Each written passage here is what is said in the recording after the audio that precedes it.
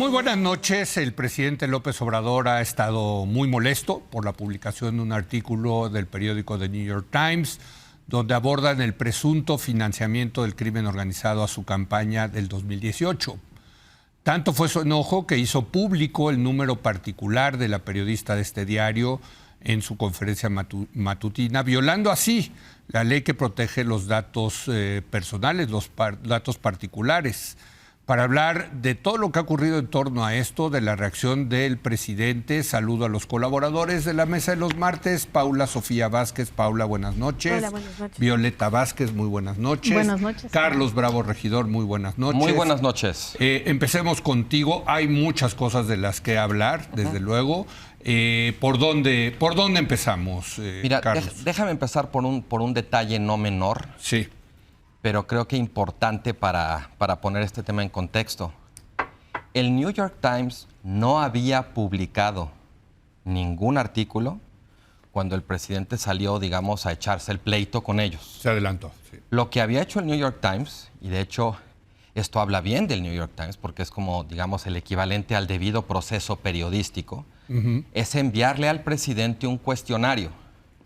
Esto, digamos, quizás nuestro auditorio no lo sepa, pero esto es una buena práctica muy común en la prensa. Cuando vas a publicar una noticia, le pides a alguna de las partes afectadas, interesadas o mencionadas, pues un punto de vista, qué tienen que decir ellos, qué tienen que agregar, alguna aclaración a la información que tú tienes y quieres publicar. Eso fue lo que hizo el New York Times.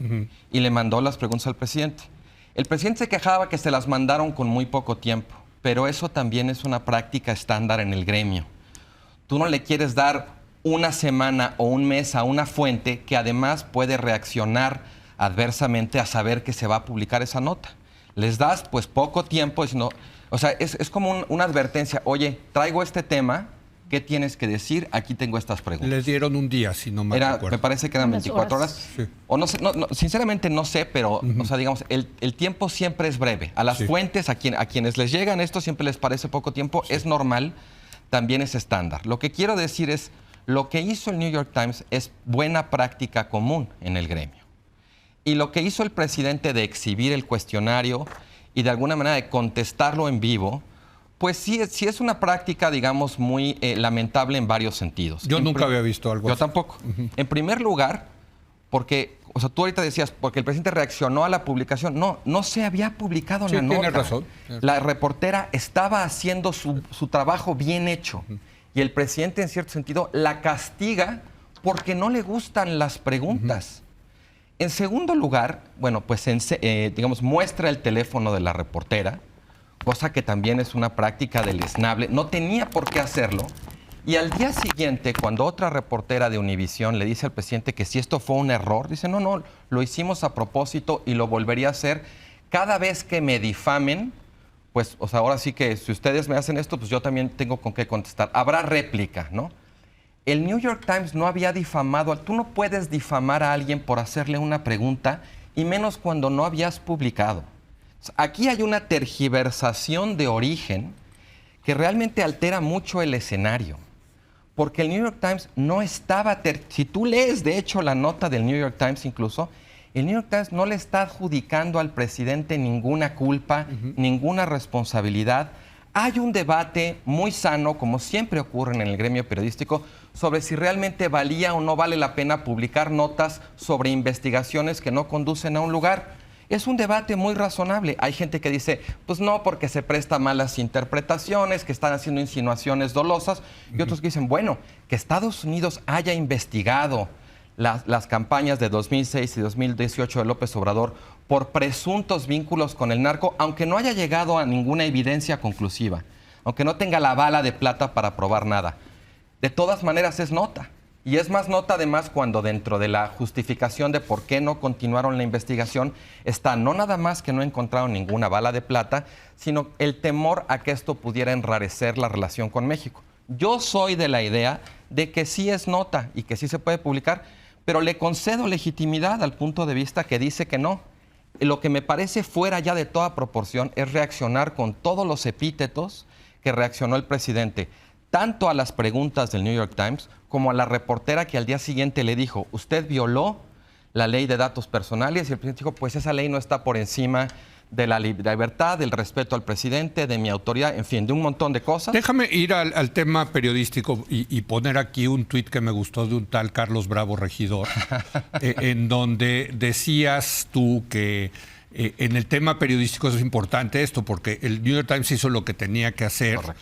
Y al adelantarse el presidente al publicar esto, claro, pues ¿cuál es el incentivo al futuro? ¿No? Claro, el presidente le crea un dilema a todos los periodistas, reporteros de aquí en adelante. Si tú haces tu trabajo y lo consultas y le mandas las preguntas y le pides punto de vista, te arriesgas a que el presidente no te conteste, te saque en la mañanera, te descalifica y entonces, mediante la descalificación de que lo estás calumniando por algo que no has publicado, entonces trata de vacunarse contra cualquier cosa que vayas a decir en su contra. Y te quema la nota. Ahora, si los reporteros en reacción a esto dicen, no, pues yo ya no voy a consultar al gobierno cuando tenga esto, entonces el gobierno también puede decir, no hicieron bien su trabajo, son unos calumniadores y otra vez se vacunan contra lo que estés diciendo sobre ellos. Sí, es muy importante, yo creo, eso para el ejercicio periodístico. Paula, Sofía. Yo coincido evidentemente con lo que dice Carlos. Me parece que incluso el contenido del artículo no es un artículo responsablemente escrito, tan responsablemente escrito que no hubo, ahora sí que nada para nadie en el sentido de ni dice lo que está diciendo la oposición que dice, ni dice tampoco lo que está diciendo al menos la vocera de Claudia Sheinbaum, Tatiana Cloutier, que dice. O sea, creo que eso también nos ha permitido hacer como un gran ejercicio en estas elecciones de la posverdad. De este artículo se hicieron dos versiones, que cuando uno lee el artículo no va a encontrar ninguna de las dos versiones. Ahora, yo creo que todo lo que sucede después, a mí sí me levanta dos alarmas muy importantes.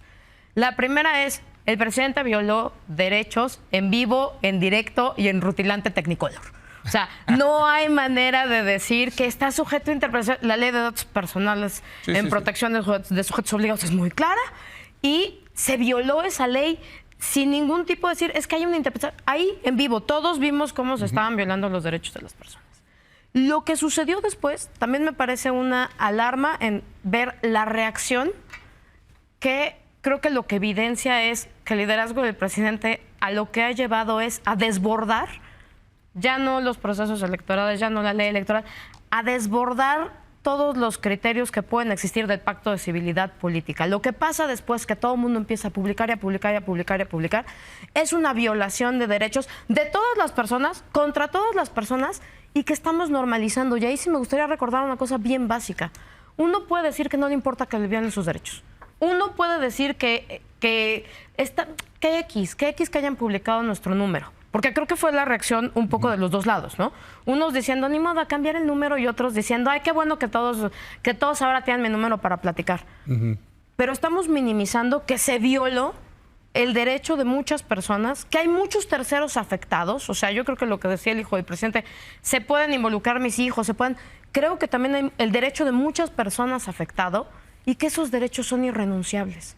Que estamos normalizando que se violen derechos así, en este juego de, pues vamos a ver hasta cuándo vamos a escalar. Pero lo que dice el presidente es que la ley está, por encima de esa ley, que hay que respetar, está la autoridad política y moral del presidente. Pero eso es otra cosa que ya tenemos que leer, yo creo que en contexto con todas las cosas que pasamos esa semana, para decir qué clase de democracia está tratando de avanzar el presidente. Yo diría una democracia iliberal.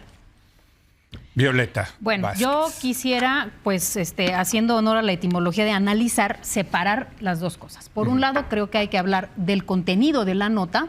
Correcto. Y para hablar del contenido de la nota es necesario hablar no de la nota en absoluto, sino del contexto en el que viene la nota y el propósito informativo de esa nota. Después, en una segunda intervención, hablaré de la reacción del presidente. Creo que son dos cosas separadas y se tienen que hablar por separado. Respecto a la nota del New York Times, en efecto tiene razón Carlos en que la nota, bueno, primero no se llegó, digamos, cuando el presidente reaccionó, la nota todavía no se publicaba, más la advertencia era, si no contesta antes de las 5 de la tarde, esto va a salir mañana. Entonces, es práctica estándar en el gremio, ¿eh? Sí, no importa, pero bueno, no podemos decir que no, el presidente sobrereaccionó a algo que ni siquiera se había publicado, porque prácticamente la amenaza es, esto ya se va a publicar. Segundo, me parece de una ingenuidad palmaria pensar decir, miren, no hay ninguna investigación corriendo en este momento acerca del presidente, es una muestra de sinceridad. Si no hay una investigación, porque creo que aquí Carlos estaba confundido entre la nota del New York Times y la de Tim Golden. La de Tim Golden, en efecto, habla de una investigación cerrada. La del New York Times habla de una investigación que ni siquiera se inició. ¿Cuál es el valor periodístico de una nota que habla de una investigación que ni siquiera empezó? Bueno, hay dos. El primero es la sospecha que ponen en la mesa de que la razón por la que no se empezó esa investigación fue por una especie de temor político del gobierno de Estados Unidos, y eso es muy importante porque eso también nos apunta a cuál es el propósito de esa nota en el ambiente electoral de Estados Unidos. 100%. Y por otro lado, también el valor periodístico es sumarse a las 2 o 3 notas previas de las que ya se ha hablado suficiente, que salieron el 30 y el 31 de enero, tanto en ProPublica, Deutsche Welle, Inside Crime, etc. Inside Crime, sí. Entonces, ese es el contexto en el que se inserta la nota. Otro antecedente que también hay que tener en cuenta es que si bien el New York Times todavía no publicaba esto, y como dice Carlos, era pues ni siquiera había publicado nada en este tema previamente. Hace un año me parece, publicaron una nota sobre Genaro García Luna. Sí, donde ayer la mencionó acá Jorge Castañeda. Sí. Y no mencionó una cosa que ayer mencionó Kurt Hackbarth, que ya no me acordaba, sí, pero que también fue un escándalo. Que sin que venga ni siquiera al caso, pone a Andrés Manuel López Obrador, quien está tratando de que se apruebe una reforma constitucional para mantenerse en el poder, lo cual es falso y además era irrelevante en esa nota. Bueno, cuando Hackbarth les hace esa observación, le echan la culpa al traductor. Uh-huh. Entonces, a ver, sí ha habido una serie de tropiezos y de rispideces con el New York Times, por lo cual yo no pensaría que esta nota se debe analizar así en absoluto. Se debe analizar en ese contexto, y creo que en ese contexto podemos entonces adivinar que hay 3 propósitos de esta nota, o más bien como de todo este ambiente, ¿no? Al que se suma la nota del New York Times. El primero es, por supuesto, abonar a las tensiones en el ambiente electoral de Estados Unidos, ¿no? Poner al gobierno de Estados Unidos como un gobierno incapaz de tomar determinaciones para combatir a los cárteles de la droga en México, ¿no? Como un ánimo, ahí la verdad considero injerencista. En segundo lugar, es abonar a la idea que se quiere instigar en México, y seríamos muy ciegos si no lo vemos, una idea que se quiere instigar de que en México se está operando una elección de Estado. Eso es una narrativa que está, aunque te rías, Paula, que está circulando con miras a deslegitimar el resultado de una elección que ya está más que cantada. Pero en este caso no se habla de la elección actual, ¿no? No. Tomando en cuenta, tú decías en la nota. O sea, estoy hablando del contexto en el que se inserta la nota y para qué se puede usar esta no información, porque perdón, pero hablar de algo no hay información, los testimonios ni siquiera pudieron ser corroborados, la verdad es que no hay nada que vincule al presidente con el narcotráfico. Bueno, entonces, ¿qué estás publicando? Uh-huh. Lo que estás publicando es este nuevo género periodístico que se llama el periodismo de inferencia. Uh-huh. Es decir, tú nomás dilo y ya, que se quede la sospecha en el aire. Pero entonces, a mí eso no me parece una buena práctica periodista. Lo segundo es la idea de la elección de Estado. Y lo tercero, la verdad es, y ayer también aquí lo dijeron, es manchar la reputación de un presidente que tiene como única ambición legítima pasar a la historia como un buen presidente. Entonces, porque la pregunta, claro, sería, ¿por qué atacar al presidente cuando ya se va? No, debería ser otro. ¿Pero qué interés tendría el New York Times de manchar la imagen? No es el New York Times. Estoy insistiendo en que esto es parte de un contexto en el que esta nota sirve para eso, sirve para abonar a un ambiente que ya va minando y va tratando de deslegitimar voy a decir la palabra del presidente, la autoridad del presidente, no en tanto individuo, sino en tanto representante de la voluntad popular, por decirlo de una manera. Carlos Bravo, regidor. A ver, varias cosas. Yo soy de la idea también de que analizar a veces significa tomar distancia. Y cuando tu análisis es idéntico a lo que dice uno de los actores involucrados, pues creo que más que análisis estás haciendo proselitismo. Yo creo que si vamos a poner esto en contexto, hay que recordar también el contexto del día previo, la declaración que hizo el presidente respecto a Arturo Saldívar, del día posterior, la respuesta que le dio a la reportera de Univisión. O sea, la semana pasada hubo uno tras otro, Sí, tres. 3 escándalos emanados de la mañanera que por un lado mostraron al presidente como desbocado, enojado, desencajado, un poco delirante, pero que al mismo tiempo han terminado teniendo un efecto que podríamos decir como favorable, ¿no? O en cierto sentido hasta deliberado en una vez para el presidente, que es, en el caso de Saldívar, lo que dijo el presidente le sirvió para no tener que contestar a la pregunta sobre cuál era el papel de la Fiscalía en el caso de Emilio Lozoya. Lo que dijo sobre el New York Times le sirvió, digamos, para reemprender una guerra contra la prensa, incluso aunque no hubiera publicado la nota. Y lo que dijo sobre estar encima de la ley, pues básicamente es una advertencia, una forma de amedrentamiento contra la prensa crítica. Eso me lleva a un tercer contexto, lo que ha sido la historia de este sexenio de hostilidad contra la prensa que no le aplaude al presidente, un contexto de violencia contra periodistas que es más largo que este sexenio, pero que en este sexenio se ha mantenido. Y por último, la filtración que hubo hace un par de semanas de la información personal, de los datos personales de un montón de periodistas que asisten a las mañaneras y que para acreditarse les piden esos datos, y bueno, esos datos aparecieron en Internet. Por cierto, y aquí nos contó Denise Dresser, porque es importante. Estaban Esos los de datos ella. no estaban ahí. No, que ella no, es dio que sus le datos. dieron más datos que de los que les piden en las mañaneras. Ah, O mira, sea, qué interesante. ¿no? Su RFC, por ejemplo, Sí. creo que. Ajá. Bueno, yo creo que muchas veces, yo creo que lo que estamos viendo es de alguna manera un vuelo hacia la teoría de la conspiración. Cuando todas las piezas, digamos, que tienen que ver con un contexto de exigencia o que tienen que ver con el señalamiento de aspectos problemáticos o críticos del gobierno, son susceptibles desde la visión de sus adeptos de encajar en un rompecabezas que dice que hay una conspiración, yo lo que veo es una creciente intolerancia ante la complejidad, ante la ambigüedad o ante la crítica. En realidad me cuesta mucho trabajo creer que esto sea un complot de la DEA, de la derecha internacional, del PAN, de Santiago Taboada, de todo mundo complotando contra el presidente, porque yo ya he visto al presidente desarrollar este tipo de explicaciones cuando va perdiendo y cuando va ganando. Cuando siente amenazado, ¿no? Sí. Entonces yo la verdad sí le restaría. Además, me llama la atención que por un lado la crítica sea a que las notas son especulativas, pero por otro lado eso no le impida al obradorismo especular sobre los motivos de las notas igual, digamos, a partir de, pues, elucubraciones. Muy bien, déjame, paso con Paula Sofía. Yo le anoto dos cosas más a tu contexto, Carlos. El plan C y todas estas reformas presentadas que van un poco a reafirmar, por lo menos en la ley, lo que el presidente demostró esta semana diciendo no hay autoridad, la división de poderes, o sea, me la suda. Y lo que acaban de publicar hoy, lo del ejército de bots, ¿no? O sea, este trabajo que está haciendo el propio ejército para incidir en las redes, monitorear lo que se está diciendo. Yo creo que si lo estamos viendo desde un contexto democrático, de la democracia constitucional que hasta el día de hoy tenemos, las reacciones al periodismo, pues sí tenemos mucho de qué preocuparnos, ¿no? O sea, si estamos hablando de seamos muy propios con lo que se está diciendo en el lenguaje y eso, yo diría que el presidente confundió amenaza con aviso. Una cosa es que en una buena práctica te avisen, como cuando te avisan de que vas a ser sujeto de un juicio, cuando te avisan de... No te están amenazando, te están diciendo, manito, alguien te sometió a juicio y, by the way, te va a llegar esta notificación. O sea, yo creo que la reacción, considerarlo una amenaza es o conspiranoico o irresponsable.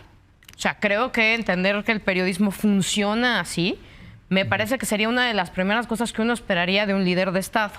Nada más retomando el tema de cosas que no debemos confundir. El tema de la elección de Estado, me parece que en estos artículos hay una diferencia importante entre hablar, que sí se está hablando, de que hay una elección de Estado, que se está construyendo una elección de Estado, y que en este proceso electoral hay incidencia del crimen organizado.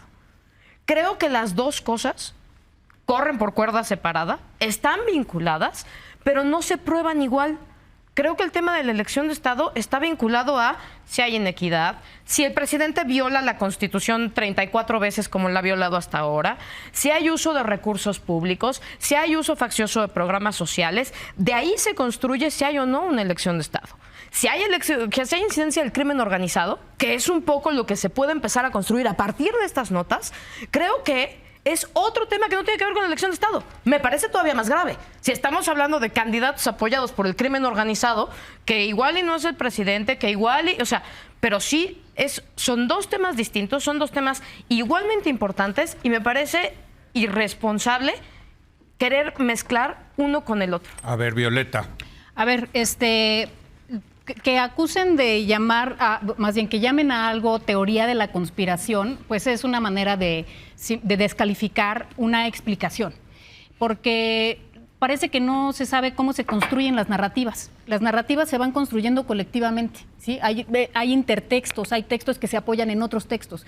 De lo que se trata, más a eso me refería con periodismo de inferencias, es sustituir la correspondencia con los hechos, con la coherencia, con cosas que se dijeron previamente. Entonces se apela a que me vas a creer lo que está diciendo esta nota, que no dice nada, porque ya alguien insinuó algo previamente y entonces así es como los textos se van intertejiendo. Yo nunca dije que hay una conspiración y que se reúnen para tratar de afectar a López Obrador. Jamás lo dije y espero que no sea eso lo que estén interpretando.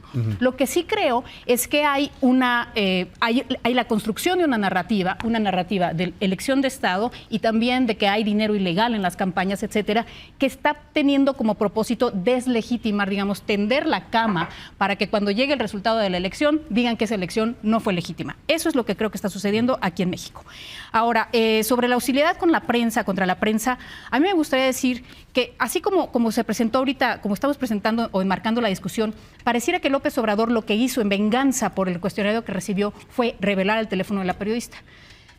Lo que hizo López Obrador en respuesta al correo que recibió fue hacer público el correo, que tenía, entre otras cosas, el teléfono de contacto profesional de la periodista.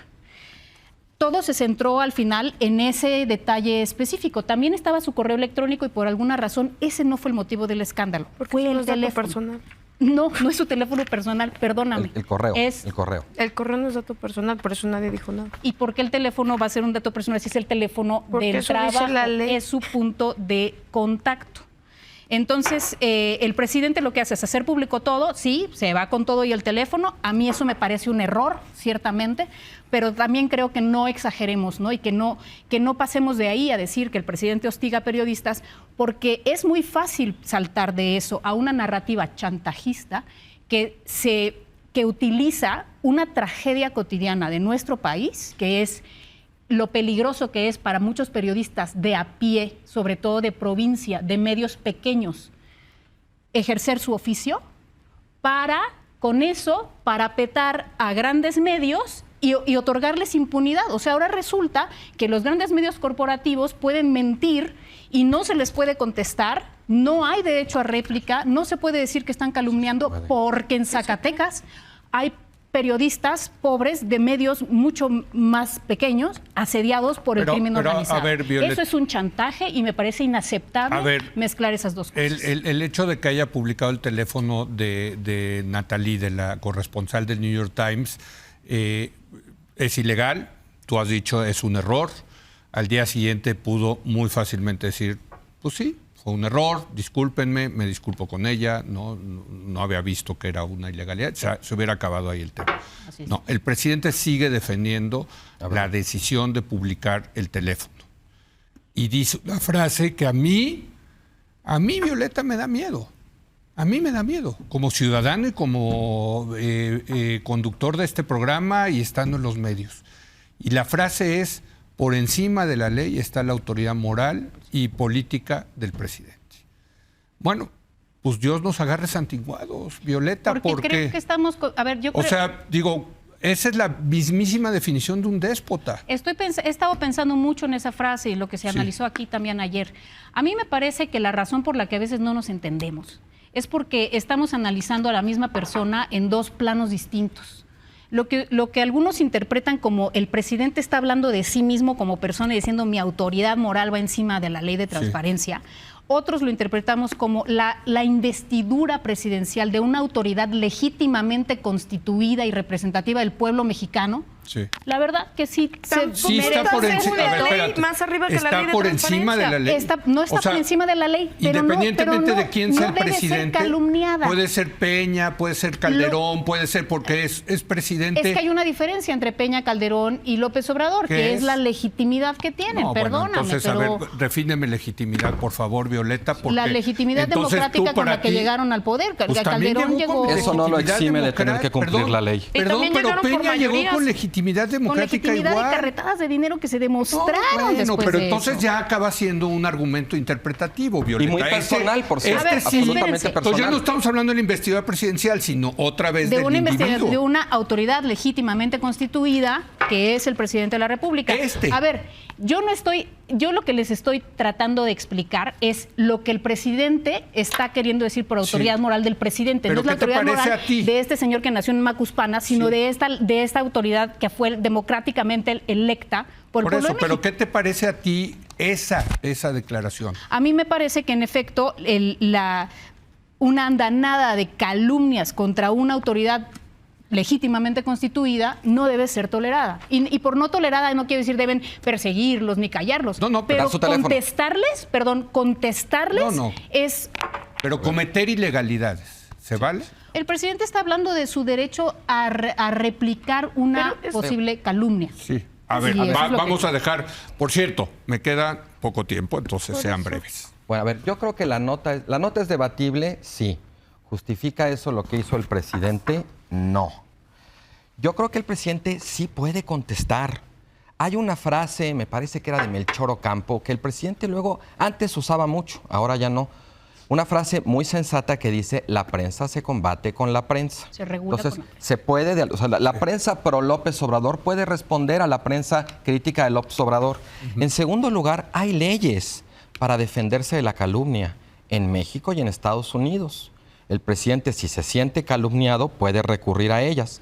Y en tercer lugar, hay que decir que el presidente, cuando utiliza la plataforma de las conferencias mañaneras en Palacio Nacional, no está ejerciendo su derecho de réplica.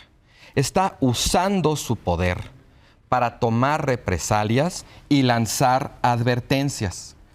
Que sus adeptos creen esta suerte como de estado de excepción para protegerlo de las cosas que dice cuando con cualquier otro presidente hubieran dicho lo mismo que estamos diciendo ahorita nosotros, pues te dice mucho ya del clima al interior de la coalición presidencial. Yo incluso me sorprende porque ahora, digamos, en el gremio, hay gente que ha salido a solidarizarse tanto con Natalie Kitros del New York Times como con Jessica Cermeño de Univisión. Y hay un debate entre los medios si salir a solidarizarse con ellas o no porque no crean que haya que solidarizarse, sino por el costo que puede tener salir públicamente a respaldarlas y entonces volverse también sujetos de las represalias presidenciales. Yo creo que aquí hay que distinguir muy elementalmente los hechos de las narrativas.